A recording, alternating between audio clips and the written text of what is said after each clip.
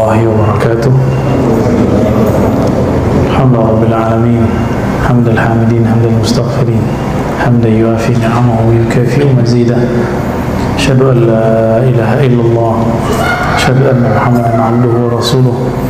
اللهم صل وسلم وبارك على سيدنا محمد وعلى آله وأصحابه ولبيته وذريته أجمعين. وبعد، رضينا بالله ربا وبالإسلام دينا وبسيدنا محمد النبي ورسوله.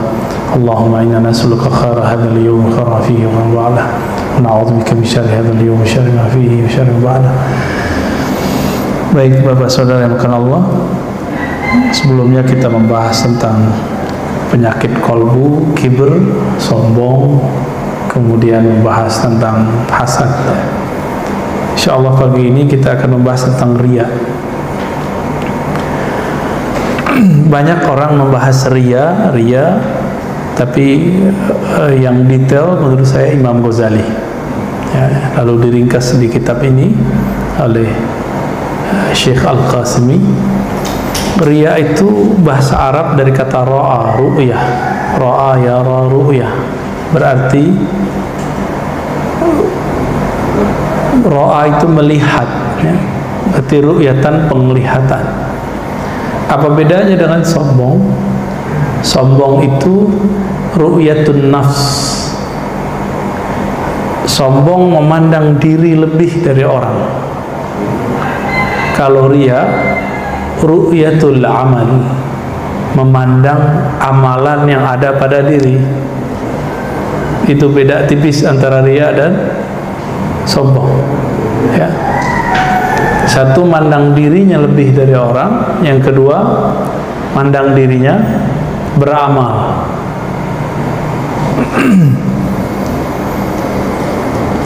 Semua itu bermula dari keinginan mendapat pujian, takut dicaci maki, pengen dapat kecintaan orang, popularitas kah, ya, khawatir dibenci orang. Penyakit riya ini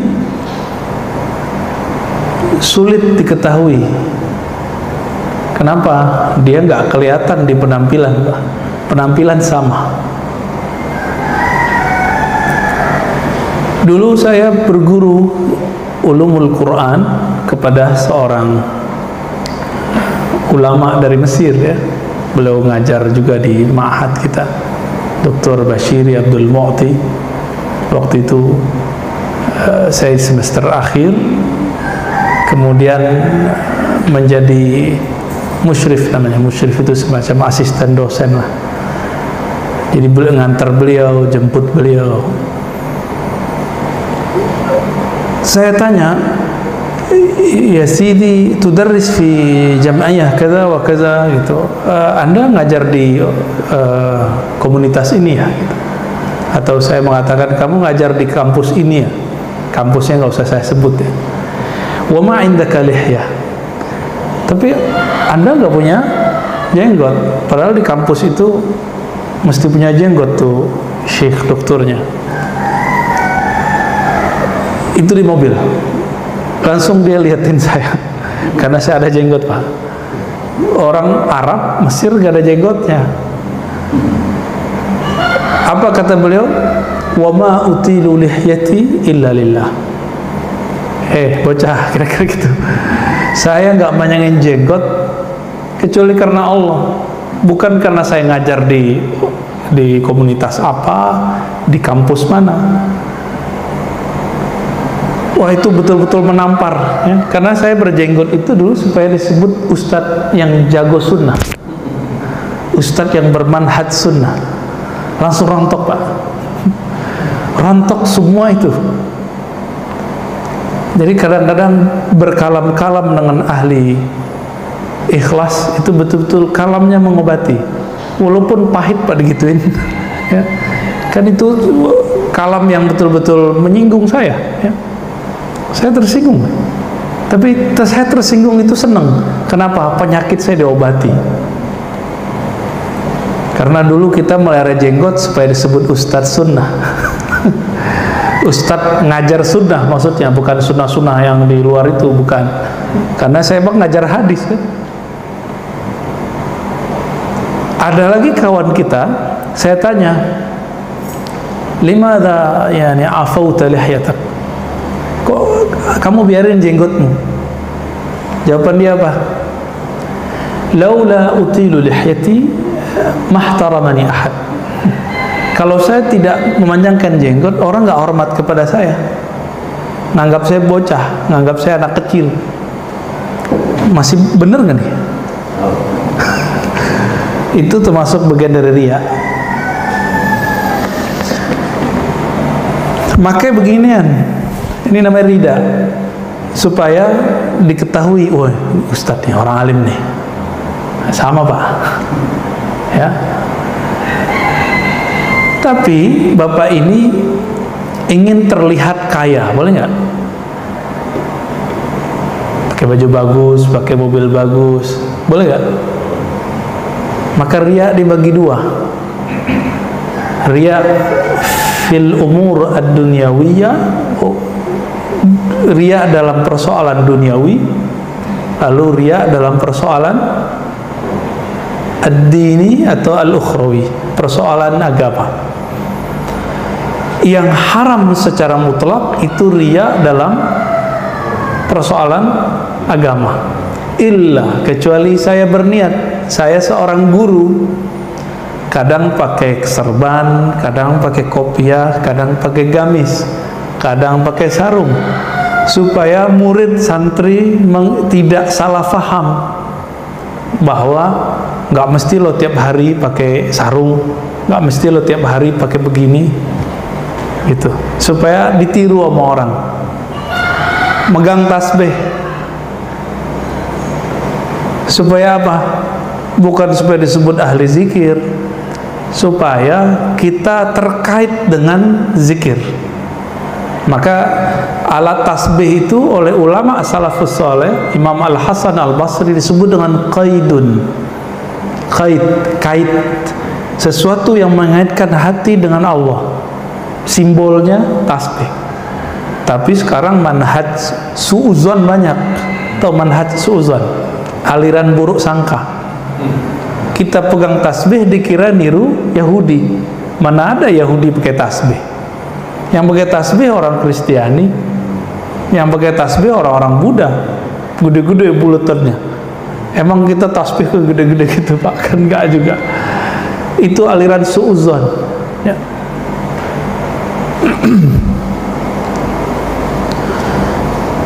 Di dalam Al-Quran, orang-orang riya itu diidentikan dengan yang suka beramal, amal akhirat, tapi tujuannya duniawi. Nah itu, jadi kalau boleh didefinisikan apa itu riya yang haram, orang yang beramal amal ukhrawi, amal agama, niatnya untuk kepentingan duniawi, baik itu popularitas, baik ingin disukai orang, dan segala macam. Maka di dalam Al-Quran, ayat yang sudah sering kita hafal, fawailul lil musallin, maka celakalah bagi orang yang, kalau terjemahan saya, yang merasa dirinya sholat, gitu, yang ingin dipandang bahwa dia orang yang sholat. Musallin, sholat itu terdiri dari gerakan, bacaan, lalu penampilan. Sholat butuh pakaian nggak? Nah ini pak, berarti riya itu ada perbuatan, ada bacaan, ada penampilan. Disitulah masuknya riya. Jadi di mana saja riya itu punya indikasi, dia memasuki kita pada perbuatan kita, amal ya, taat. Yang kedua, kalam, subhanallah ya, gitu, biar disebut sebagai orang yang soleh. Lalu kalimatnya, oh subhanallah, biar disebut islami. Islami atau Arabi, Beda loh. Gimana? Akhi, ukhti. Supaya disebut kayaknya orang hijrah. Sudah ngaji nih, sudah berubah nih. Berasa nggak Pak saya panggil ya akhi? Atau saya panggil mas? Enakan dipanggil mana? Ya akhi itu kan mas sama aja ya. Akhi itu Arab, mas itu bahasa kita. Bang, dek, sama. Orang Arab sama aja. Orang Arab nyebut besar kecil seumuran itu akhi. Kita lebih lengkap. Jadi kadang bahasa Arab itu ada yang lebih lengkap dalam urusan-urusan tertentu, persoalan hukum, itu bahasa Arab menjagonya. Penafsirannya bisa dibawa kemana-mana. Tapi dalam budaya belum tentu. Kita nyebut beras, padi, lontong, apalagi Pak, bubur, ini barangnya sama kan? Itu di Inggris sama aja rice. Dalam bahasa Arab urz sama. Maka dalam budaya kita lebih kaya sebenarnya. Kita manggil orang yang gede mas, orang yang kecil dek. Kita pernah dipanggil sama mahasiswa ya akhi. Karena yang saya uji, jadi ada mahasiswa yang saya uji, ya emang umurannya mungkin lebih dia daripada saya ya. Tapi kan kalau sekolah duluan saya daripada dia, dipanggil ya akhi doktur gitu.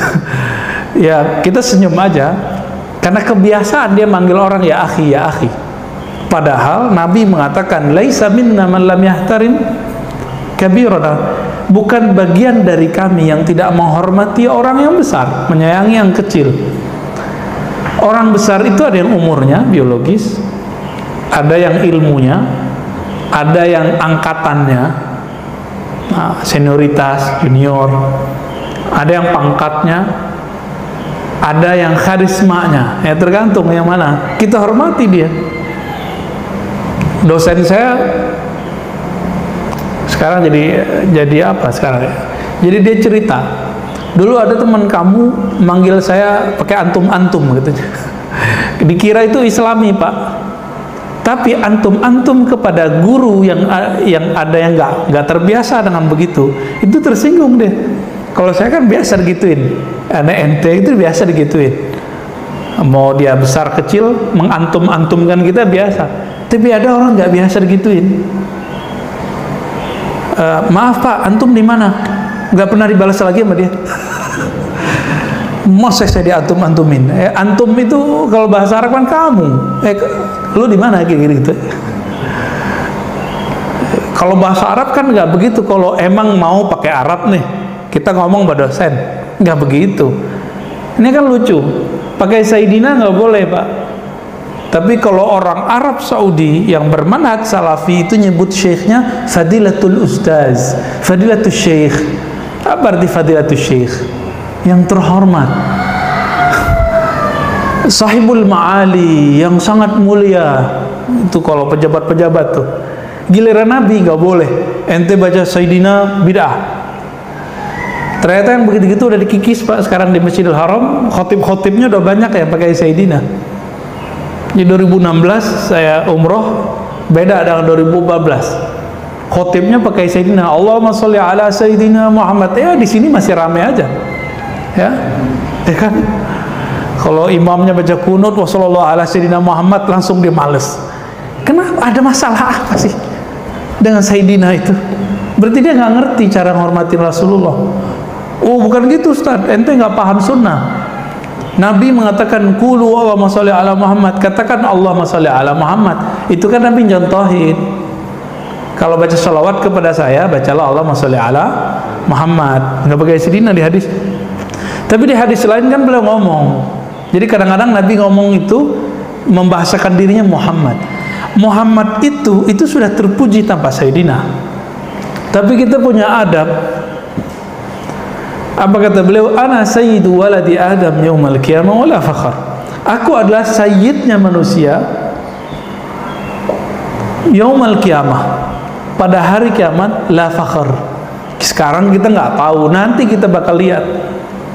Nabi Adam aja tersungkur ya, ketemu Nabi Muhammad sallallahu alaihi wasallam. Nabi Musa aja kaget ngeliat Nabi Muhammad. Maka beliau bilang, saya sayyidnya manusia. Manusia nggak sini? Kalau manusia ya biasa aja orang baca Sayyidina. Tapi kalau ada orang yang nggak baca Sayyidina juga nggak apa-apa sebenarnya. Tapi jangan salahkan yang baca Sayyidina. Nah, ini ujian khotib, Pak. Jadi kalau pas sholawat nggak mau baca Sayyidina, kenapa? Ada 1-2 orang di antara jamaah itu menurut dia ini anti Sayyidina. Untuk menghormati 2 orang ini, ratusan orang yang sholat di situ merasa nggak nyaman telinganya. Cuma karena ngormatin 2 orang yang rese ini. Akhirnya ketika sholawat, Allahumma sholli ala Muhammad, dengan niat ingin menghargai 2 orang itu riya. Tapi dia begini, kadang saya mengamalkan Allahumma sholli ala tanpa Sayyidina, boleh. Kadang saya mengamalkan Allahumma sholli ala Sayyidina, itu nggak ada masalah. Tapi kalau karena si fulan, ini baru bid'ah. Bukan bid'ah lagi ya, haram malah.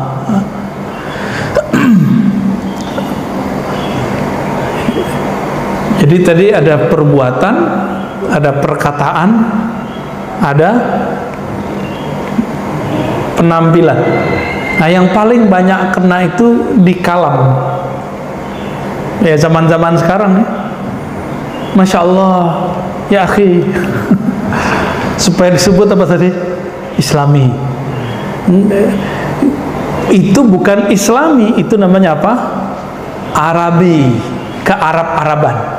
Beda ke-Arab-Araban dengan keislaman. Islam itu agama adab. Adab itu sesuai dengan tradisi kita. Kecuali orang udah ngerti bahasa Arab. Ya.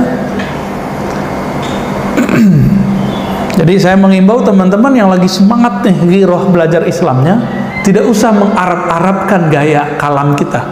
Berkalam seperti biasa. Kecuali lagi kursus, ayo pakai akhi uhtian kita. Ya, kita layani bahasa Arab, mau berapa jam juga bisa kita layani ya. Nah, fawailul lil musallin, maka celakalah bagi orang yang merasa dirinya sholat, ingin dipandang bahwa dia sholat. Jadi mohon maaf Pak, kita bisa husnuzon, bisa suuzon kalau antum sholat lagi syuruk. Husnuzonnya mau berangkat kerja, suuzonnya waduh pengen dilihat nih gitu. Atau suuzon lagi apa? Nggak ngerti bahwa ngaji itu lebih afdol daripada sholat sunnah. Tapi saya husnuzon Pak ya. Jadi kalau Bapak nanti pas syuruk mau sholat aja. Kali mau kerja kan ya nggak masalah hari Senin. Tapi bisa nggak masuk suuzon? Bisa masuk aja. Nanti bab suuzon beda lagi babnya. Nah, itu persoalan penyakit lain lagi Pak. Insya Allah nanti kita bahas. Allazina hum an salatihim sahun, allazina hum yura'un. Ya. Orang-orang yang hum yura'un, mereka merasa dipandang, ingin dipandang. Contoh kalau kita ini pada dasarnya riya, pada dasarnya udah sifat batiniah, sifat tabi'iyah bukan batiniah. Tabi'i udah lumrohnya dari sono. Kalau Bapak foto bersama, yang dilihat siapa? Diri sendiri nggak? Maka riya ini bagian dari penyakit narsis. Kok psikolog itu kalau ngelihat di Facebook, di Instagram, kita ini suka moto diri sendiri. Ini bagi seorang psikolog ini bermasalah. Tapi bagi ahli kolbu itu bisa diobati Pak. Bisa diobati. Dan salah satu sifat dari munafik adalah munafik. Apa sifatnya? Riya. Beramal karena ingin dilihat. Nah, maka riya ini rate-nya dibagi. Pertama, riya yang mubah, yang boleh, itu riya dalam urusan duniawi. Itu boleh. Bapak pengen ngecat rumah biar kelihatan bagus, boleh nggak? Ya, hari raya pengen baju bagus, boleh nggak? Resepsi pernikahan biar kelihatan meriah, boleh nggak? Ya boleh, nggak masalah. Tapi jangan berlebihan, jangan mubazir. Mubazir saudaranya setan, bukan teman, Pak. Saudaranya setan. Ada riya yang haram aja. Itu dalam persoalan agama. Dia berdosa aja, tapi nggak sampai kepada status munafik. Yang kayak tadi, ya, menggunakan simbol-simbol agama biar pengen disebut apa gitu. Tapi ada riya yang menumbuhkan sifat kemunafikan dalam diri. Ini yang kemudian diantisipasi dalam Al-Quran. Riya yang mana? Dia sebenarnya nggak rajin sholat. Kalau sholat tuh ngebut, tapi kalau di masjid itu bisa lama. Riya begini nih gawat ini. Tapi bapak ini sholat di rumah sama sholat di sini sama. Ya udah, nggak usah dipikirkan. Mau orang lihat nggak orang lihat, nggak ada urusan. Jadi yang nomor 3, riya yang mana? Dia menzahirkan sesuatu yang bukan dirinya. Itu yang disebut munafik bermuka dua. Munafik itu kan bahasa Arab.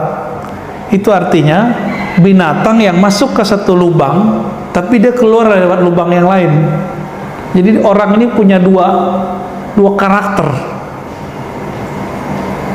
Kalau ketemu yang ini nanti karakternya apa, ketemu yang lain karakternya berubah. Ya. Kalau kita baca Quran agak keras sedikit atau berzikir subhanallah agak keras sedikit, ada bisikan nggak Pak di hati? Kencengin dong biar kedengeran sama orang gitu. Bapak sadar ya? Berarti kita bisa berdialog sama diri kita sendiri dan bisa berdebat. Kata-kata hati, kamu nggak usah perhatiin orang, biarkan saja orang itu, benar nggak? Nah ini yang masih lemah nih, kekuatan yang ngomong itu masih lemah. Yang masih kencang yang mana? Yang bilang, ini baca dong depan orang, ya, biar kelihatan soleh.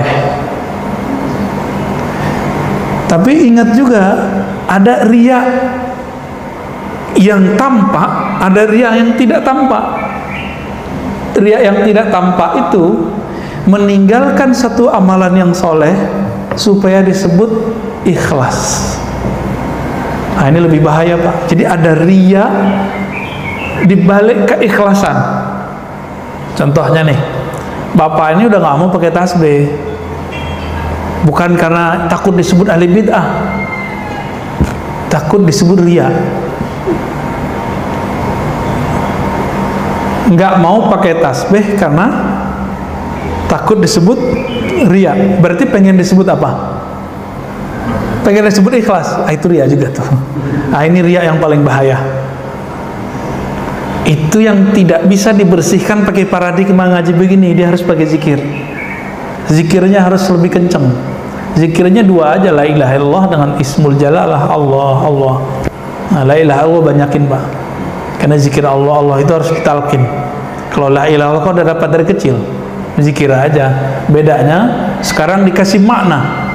Tidak ada yang memandangku kecuali Allah. Aku tidak beramal kecuali karena Allah. Itu maknanya la ilaha illallahnya. Itu cara ngobatin diri. Kenapa nggak sholat sunat? Malu ntar disebut orang riya lagi. Nah itu masuk tuh. Kenapa nggak baca assalamualaikum? Ntar disebut orang soleh lagi, orang alim, so alim. Berarti dia takut disebut riya karena so alim. Berarti pengen disebut apa dong? Pengen disebut ikhlas. Jadi riya di dalam keikhlasan itu dia. Tarkul amali khaufar riya riyaun. Begitu kaidahnya. Meninggalkan satu amalan karena takut disebut riya, itu adalah riya yang tersembunyi dalam keikhlasan. Nah ini lebih berbahaya Pak, dan itu harus dibenerin ya.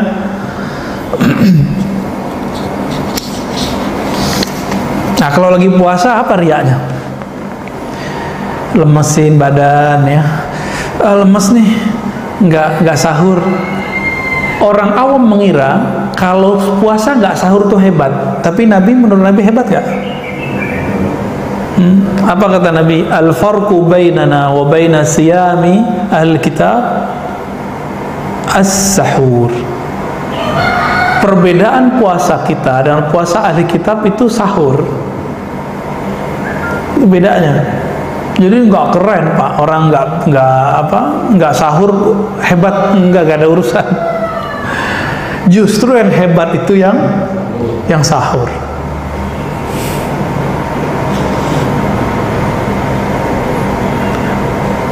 Ada riaknya ahli agama, tokoh-tokoh agama, pengen dibantu orang. Gimana caranya? Teriak-teriak ya, cari-cari perhatian di sosmed, di Facebook. Pengen punya pesantren, foto tanah kosong, terus bilang, ya Allah, semoga diberi nanti kesempatan bikin pesantren. Posting. Pengen apa? Pengen nanti supaya ada orang kaya beli dia tanah, kan gitu. Atau pengen ada orang punya tanah ngasih dia wakaf, kan sama aja. Hatinya gantung sama makhluk, nyantol sama makhluk. Dakwah nih, zaman-zaman musim hujan, belum punya mobil, belum punya kuda berkaki 4, ya, kena hujan, pasang status di IG kah, di WA kah, ya Rob, beginilah perjalanan dakwah. Musim hujan, baju pun basah, tapi belum punya apa? Kuda roda 4. Niatnya apa? Pengen nanti ada orang agnia, orang-orang kaya beliin dia mobil. Nah, kan gawat ini. Kalau Allah sayang, nanti Allah kasih lain, Pak. Allah kalau sayang, maka si orang soleh ini akan diuji oleh orang-orang kaya itu. Tahu-tahu ada yang dia nggak ngomong apa-apa. Si orang soleh ini ujian hatinya ini si ria atau enggak? Dia dakwah biasa, pakai motor kah, pakai apa kah, pakai jalan kaki kah? Nggak ada pasang-pasang status. Ini banyak nih kiai-kiai diuji dengan itu. Teman-teman saya para hufaz, para kiai, para tuan guru muda-muda itu kan belum mapan semua Pak rata-rata. Nah ini ujiannya sama. Tiba-tiba ada orang kaya datang. Ustadz tinggal di mana? Oh saya ngontrak di situ. Oh ntar bulan depan kalau ada ini saya beliin rumah. Wah ini kalam-kalam yang betul-betul ujian Pak. Oh Ustadz pakai motor ya, nanti saya beliin mobil. Nanti. Nah ini ujian dia nih. Orang kalau udah ngomong begini jangan pernah percaya. Ini pada aktivis keagamaan nih, kiai kah, ustadz kah, santri kah, jangan pernah percaya. Itu ujian sengaja Allah kirim. Biasanya mau ditunggu sampai kapan aja itu nggak ada datang. Biasanya kalau Allah lagi nguji. Tapi kalau Allah ingin kasih istidraj, zahirnya nikmat, batinnya adalah jebakan, itu langsung dikasih Pak. Itu berarti Allah nggak sayang sama orang ini. Tapi kalau Allah sayang sama orang ini, diselamatin hatinya. Ditunggu sekian bulan, bahkan setahun, nggak ada tuh orang tuh datang. Ya dulu kiai saya juga cerita gitu. Bangun rumah dinas untuk para dosen, para ustadz, ya. Untuk Mahat Ali ini kan sebatas setara dengan kampus S1. Maka dibangunkanlah rumah dosen. Berkalamlah seorang agnia, orang kaya nih, konglomerat, bikin hati melarat. Apa kata dia? Tat, tenang Tat, ini rumah berapa duitnya? Zaman-zaman itu masih 250 juta. Zaman itu tahun 2006. Itu udah dapat 2 tingkat tanpa tanah Pak ya. Ditunggu-tunggu sama beliau 2 tahun, la kalam wala salam. Sesekali beliau sapa assalamualaikum, nggak bilang apa-apa, rumah udah jadi. Sama kontraktor udah utang. Itu ujian kiai saya tuh. Akhirnya beliau belajar juga di situ, nggak boleh gantung sama orang, nggak boleh. Teman saya ngeredit rumah, datang orang kaya, hafiz Mbak, Ustadz, saya lihat beliau sangat tulus kalau ngajar. Nggak tahu isi hatinya ya, cuma kan kelihatan penangan kita begitu. Karena ada seorang ibu-ibu kan gampang ternyuh ngelihat Ustadz ini berjuang. Ustadz, ini rumah masih kredit ya? Oh iya, nanti saya bayarin Ustadz, berapa bulan lagi, berapa tahun lagi, nanti saya bayarin semua. Udah 3 tahun ditungguin, nggak ada Pak. Ya, saya tepuk-tepuk orangnya, sabar ya. Kalau ada orang begitu, Allah sayang sama ente. Kalau Allah nggak sayang sama ente, ente dikasih nanti hatinya orang yang hafiz Quran, kiai ngajar sunnah, kiai punya pesantren, nggak lagi bergantung kepada Allahus Samad, tapi bergantung kepada orang yang kaya konglomerat itu. Maka nanti kelihatan kalau orang kaya ngajak, dateng suara dibagus-bagusin, ngajinya diindah-indahkan, suaranya agak ke dalam dikit atau agak dikencengin dikit biar kelihatan performanya bagus. Enggak, itu bohong semua itu ya. Cari muka. Maka efek dari riya ini cari muka. Dan makhluk yang suka cari muka itu si guguk apa si monyet? Si monyet Pak. Ini kalau bapak ini batinnya kuat, itu kadang-kadang muka orang tuh berubah kayak monyet, kelihatan sama kita. Saya kadang-kadang berdoa supaya nggak ngelihat itu. Namanya kasyaf ya. Kadang-kadang berubah Pak mukanya dari satu sisi, kenapa berubah nih mukanya, muka ini kiai ini? Udah nggak kayak manusia, udah kayak guguk, nyalak terus. Ada yang kayak monyet ya, cari perhatian terus. Ada yang kayak kucing gitu Pak, cari perhatian juga tuh kan, kucing sama tuh. Tapi makan tuh nggak pernah kenyang tuh si kucing, nggak pernah dia bersyukur. Kucing kan begitu. Jadi orang riya itu, masih ingat karakter sisi manusia ada 4 ya. Sisi hewan ternak masih ingat, hewan buas, apalagi sisi setan, sisi malaikat. Sebenarnya ditambahin sisi ruh 5. Ada sisi rohani. Rohani ini semuanya baik. Kalau malaikat ini ada yang semuanya baik, tapi ada yang nggak cocok sama kita. Kalau setan semuanya buruk, walaupun zahirnya baik. Kalau hewan buas itu ada baik, ada buruknya. Marah itu ada saatnya nggak baik, ada saatnya buruk. Apalagi sisi hewani. Nah, hewan yang mana nih? Biasanya hewan-hewan yang ternak ini. Jadi orang riya ini turun pangkat dia. Kalau nggak buas, kalau nggak ya ceramah nih. Ini sekarang kan lagi rame. Ini mohon maaf, saya secara fikih agak sedikit berbeda pemahaman dengan beberapa pergerakan ya, mohon maaf. Ini bukan karena kita kenapa-kenapa. Ini bukan persoalan liberal gak liberal. Ini masalah paradigma memahami fikih. Ada orang berceramah bulan puasa, ayo kita tutup rumah makan. Ini kemungkaran. Adil nggak Pak tutup rumah makan, tapi Indomaret dibuka? Adil nggak? Lebih ngiler ngelihat air dingin di kulkas atau melihat rumah makan warteg-warteg? Dan di dunia ini, di Jakarta aja yang mayoritas Islam, itu ada nggak orang yang nggak puasa? Anak kecil kah?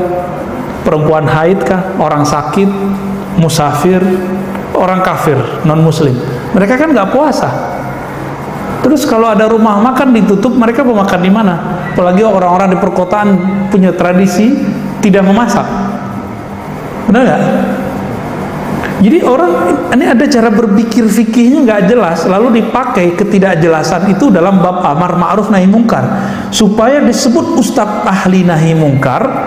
Kalau ceramah tuh berapi-api, kita tutup supaya disebut ustadz yang tegas, kalem-kalemnya, masya Allah.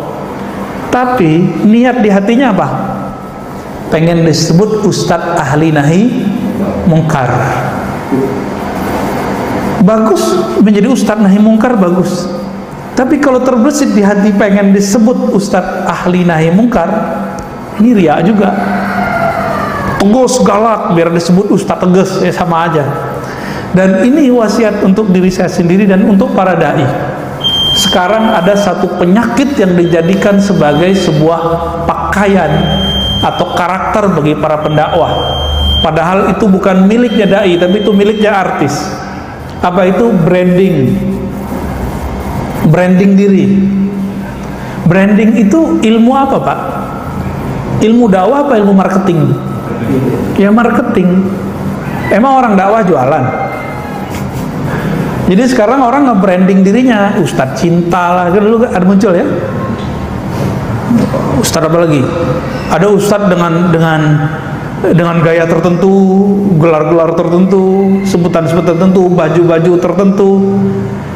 Kalau pengen misalnya biar ini niatnya supaya orang fokus, boleh warna tertentu, silakan. Kalau niatnya ingin membuat suasana baru, nggak apa-apa. Tapi kalau ingin populer dengan nama itu, dengan karakter itu, ini bagian dari riya. Orang yang riya itu, jika amalnya amal agama, dia dapat apa yang dia niatkan di dunia, tapi habata ajruhu, begitu disebutkan ya. Tapi amalnya gugur semua. Ya paling-paling nanti dia akan dikenal sebagai Ustadz Fulan, Ustadz A, Ustadz B, Ustadz Amar Ma'ruf. Kalau ini Ustadz Nahi Mungkar, Ustadz Serbanan, Ustadz Habiban. Pengen disebut dengan gaya-gaya begitu. Bapak itu menghormati orang dengan pakaian atau dengan ilmu yang ada di dadanya? Awal-awalnya pakaian, bener ya? Biasanya perbedaan ustadz dengan gak ustadz kan, kalau biasa ustadz bawa gini, ya gak? Ya, bener gak? Tapi kalau dia berkalam, wah kayaknya bukan ustadz deh, bisa jadi kan? Wah kayaknya gak cocok deh, bisa begitu kan? Berarti orang hebat gak hebat bukan karena dia punya. Maka kita kasih tahu kepada diri saya sendiri dan para pendakwah, jangan sibuk dengan performan penampilan zahir. Ya. Aslih qalbak, perbaiki itu kolbu. Kalau udah bener kolbunya, apapun penampilannya nggak mesti begini, nggak mesti pakai kopiah, pasti kalamnya enak didengar. Ya.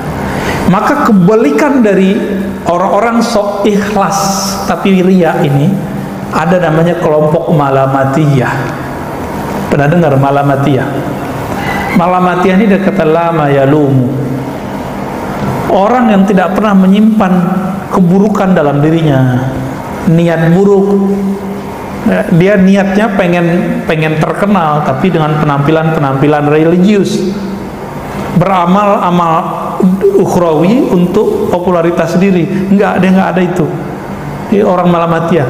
Tetapi walaupun di kolbunya tidak ada kebusukan, kekotoran, dia tidak pernah menampilkan kebaikan. Nah itu orang malamatiyah. Ini kebalikan dari riya. Nah, ini agak berat Pak. Orang begini gak banyak di dunia ya. Dan kita biasanya akan diuji terus sama orang begitu. Kadang-kadang ngerjain kita Pak, ngerjain lagi sholat di masjid, di depan dia berisik. Nah biasanya ustadz-ustadz yang membrand dirinya ahli nahi mungkar ngamuk sama dia, padahal targetnya bukan itu. Targetnya apa? Kita selama sholat ingat siapa? Ingat Allah atau ngerundel hatinya? Berisik amat, itu munafik di luar masjid tuh gitu. Lagi sholat hatinya memumpuk kebencian. Ini hati-hati juga, tanda sholat gak khusyuk. Berarti Allahu Akbarnya palsu nggak? Yang munafik siapa? Jadi kalau ini kejadian jangan terganggu Pak. Mau di luar ini ada musik kenceng-kencengnya, kalau mengkolbunya khusyuk, di sini tetap khusyuk. Nanti bab nahi mungkar lain cerita. Ya itu bab yang tersendiri. Ada babnya di sini. Nah, ada etikanya segala macam.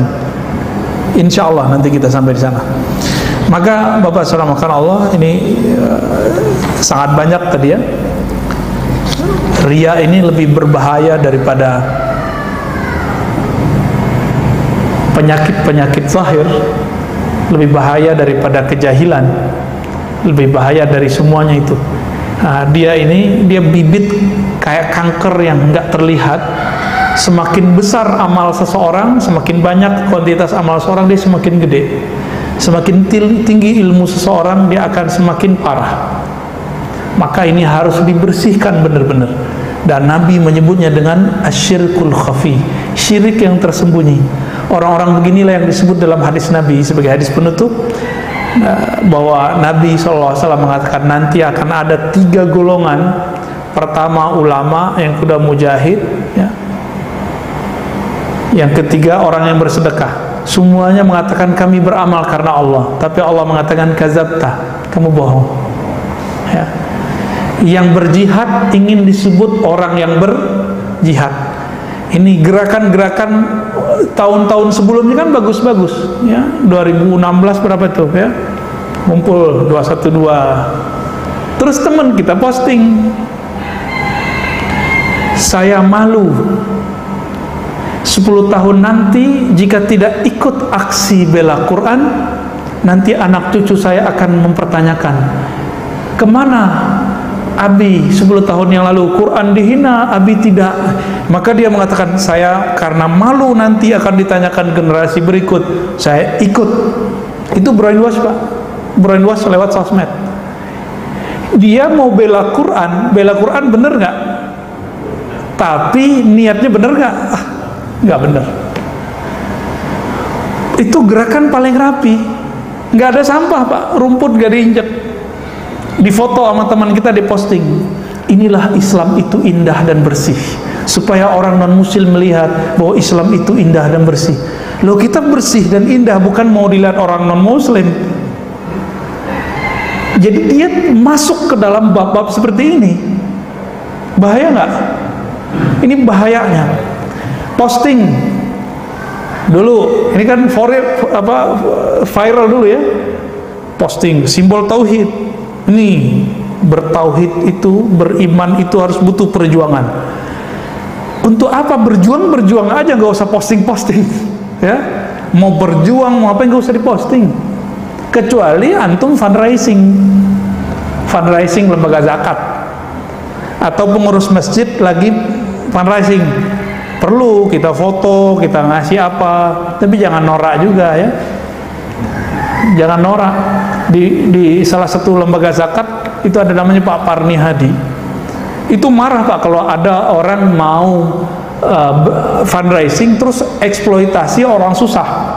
Di foto tuh orang-orang patah kaki, orang sakit, orang cancer, difoto terus kita ngasih duit. Itu penghinaan namanya, merendahkan dia. Kita mau mengambil duit orang-orang kaya, mengetuk hati orang kaya dengan mengeksploitasi yang menjadi aib orang ini. Fakir itu bagi orang aib nggak? Miskin, itu aib bagi mereka. Maka banyak orang-orang miskin sok kaya itu banyak, supaya nggak ketahuan miskinnya. Orang sakit itu malu ketahuan sakitnya, kecuali dia mau cari perhatian biar dapat duit, itu lain cerita, ya. Maka Bapak selamatkan Allah, karena ini penyakit yang tidak terlihat. Kita yang tahu bahwa kita punya penyakit ini atau tidak. Maka orang yang merasa dirinya tidak ria, saya curiga dia ada keriaan dalam dirinya. Maka tuduhlah kita setiap hari di dalam diri kita ada ria. Maka istighfarnya sudah naik pangkat, tidak hanya lagi dari dosa yang zahir, tapi istighfar berikut adalah istighfar dari dosa batin, dosa yang nggak tampak. Jadi setiap hari Bapak selamatkan Allah, coba biasakan 3 kali baca pagi sore, astagfirullah, ya Allah ampunkan dosa ria di hatiku,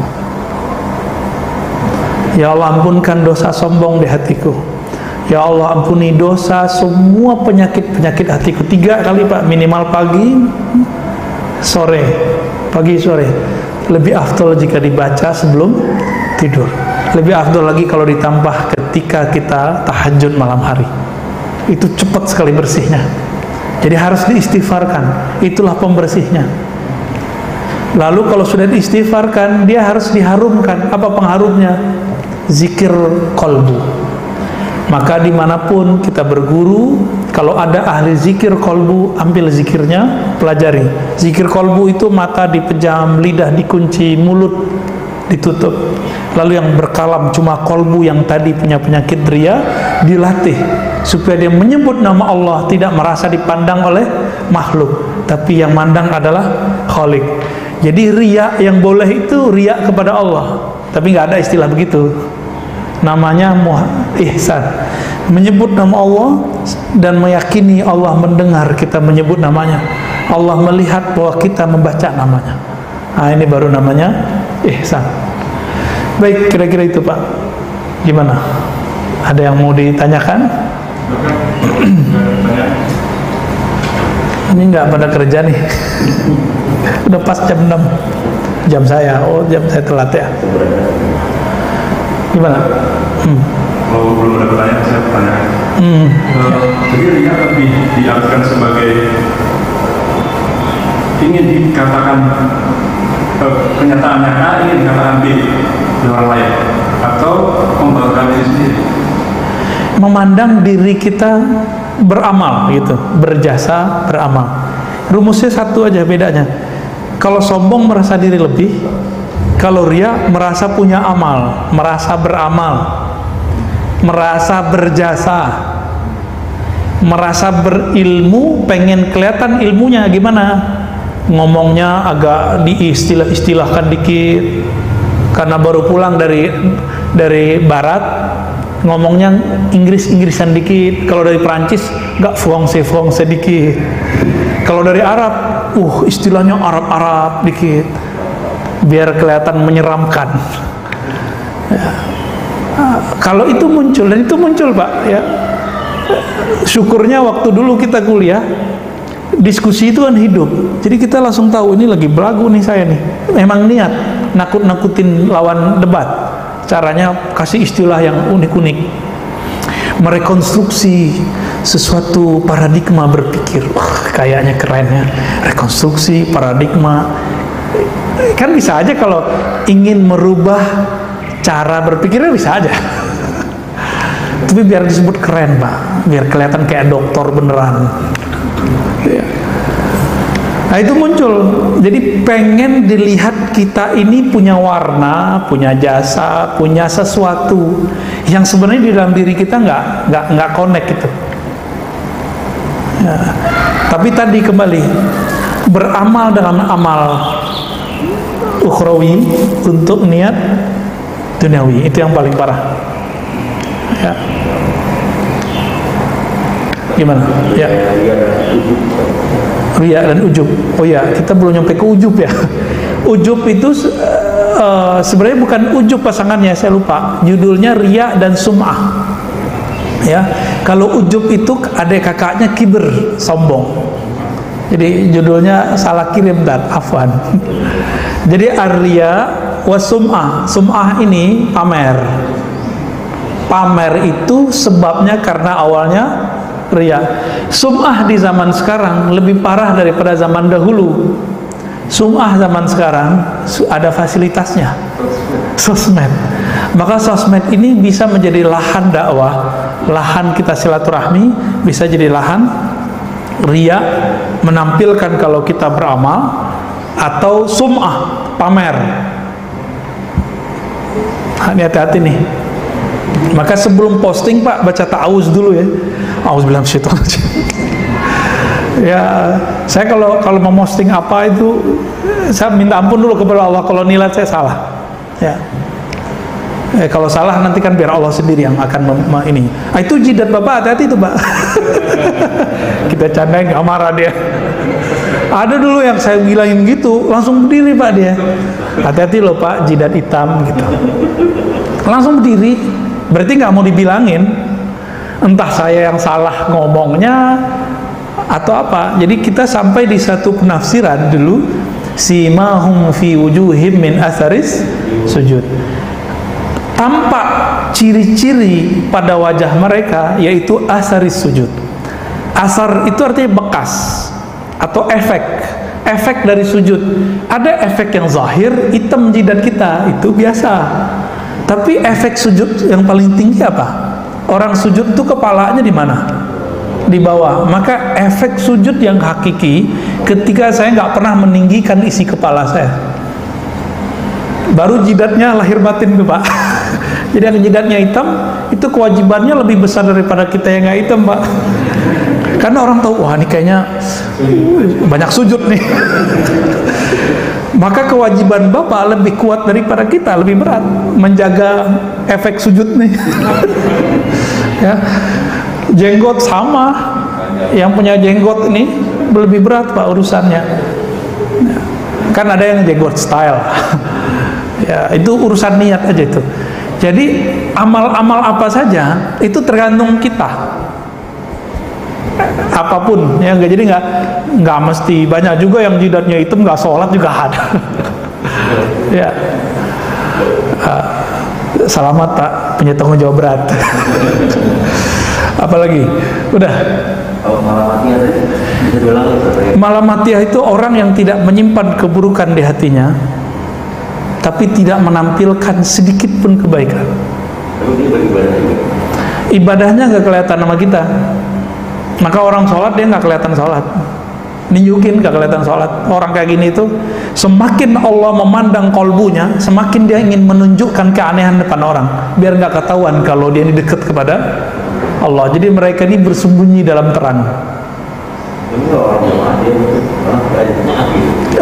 Bahkan mungkin jarang ketemu di masjid Pak. Kadang ada masjid, ada kafe, dia di kafe. Maka Malamatiah ini ujian-ujian antara Nabi Musa sama Nabi Khidir. Nabi Musa, Nabi Khidir, saya mau tanya, bunuh orang benar apa salah? Bunuh orang salah. Nabi Khidir tahu Nabi Musa ini ujiannya ujian hukum syariat. Nabi Musa kalau melihat ada orang melanggar syariat itu langsung darahnya naik, karena beliau simbol nahi mungkar. Nabi Musa itu bukan karena pengen disebut ahli nahi mungkar, tapi karena beliau emang seorang Rasulullah, emang haknya. Ujiannya siapa? Apa pantangan Nabi Musa dibuat sama beliau? Bapak ini suka jamaah, nanti akan diuji oleh Allah. Tetangga nggak sholat jamaah, hatinya bilang apa? Munafik nih, gitu. Munafik nih nggak sholat ke masjid. Hati-hati Pak, itu ujian kita semua tuh. Coba aja rasain pulang ke rumah, ya kelihatan kok pulang subuh lampunya belum mati juga nih, belum kedengeran ada bunyi keran hidup nih. Setan langsung bisikin tuh, yang suci tuh ente, yang ikhlas ente, sampai ente munafik. Kenapa? Dia pakai hadis. Jadi setan ini hafal hadis. Kenapa? Kita belum lahir dia sudah dengar Nabi ngomong. Apa kata Nabi? Asqalus shalah alal munafiqin. Salat paling berat bagi orang munafik adalah dua, Isya dan. Jadi bapak ini punya tetangga nggak sholat Isya, waduh berat. Nanti setannya masuk Pak. Jangan kira saya ini selamat tiap hari saya menghadapi itu Pak. Tetangga kita ada yang sholat subuh, ada yang nggak sholat Isya di masjid, tapi dia sholat nggak di rumah. Sholat di rumah, masa nggak sholat di rumah? Mungkin karena corona dia nggak datang ke masjid, kan bisa begitu. Atau mungkin dia punya mazhab. Imam Ghazali ini punya satu mazhab yang beda sama yang lain. Bagi beliau, orang yang hatinya berpenyakit berat dianjurkan dia berkhalwat. Maka di saat-saat dia berlatih ini boleh ditinggalin sholat jamaah, kecuali Jumat. Tapi nggak boleh tiap sepanjang masa, nggak boleh. Cuma di hari-hari khalwat. Tapi pandangan ini ditolak oleh para imam kita. Imam Barkawi, ya, imam pensyarah kitab Ihya Ulumuddin menolak itu. Itu persoalan fikih. Tapi Imam Ghazali kan ngerti dirinya sendiri. Ya. Beliau itu riaknya karena posisi. Dulu beliau kan profesor, gelarnya Hujatul Islam. Jadi semakin tambah ilmunya, tambah gelarnya, wah ini semakin tinggi, semakin kuat pengaruh riaknya. Dan Imam Ghazali orang yang mengalami, mengidap penyakit itu semua di waktu beliau terkenal. Maka beliau menghilang 10 tahun, diajarkan Asmaul Husna oleh Imam Abu Ali Al-Farmadi, dan berzikir dengan itu. 4 tahun sebelum wafatnya beliau balik ke Baghdad, lalu pindah ke kampungnya dan bikin surau atau zawiyah pesantren kecil Disitulah beliau mengajarkan kolbu. Lahirlah kitab Ihya Ulumuddin, ya, menghidupkan ilmu agama yang zahir plus batin. Tidak hanya zahirnya, tapi juga batinnya. Semoga kajian ini diridhoi oleh Allah. Semoga kajian ini bisa membimbing kita, membersihkan diri saya pribadi dan kita yang hadir, kita mendengarkan. Amin ya rabbal alamin. Wassallallahu ala nabiyina Muhammad, subhanakallahumma wa bihamdika, asyhadu an la ilaha illa anta, astaghfiruka wa atubu ilaik. Mohon maaf lahir batin. Assalamualaikum warahmatullahi wabarakatuh.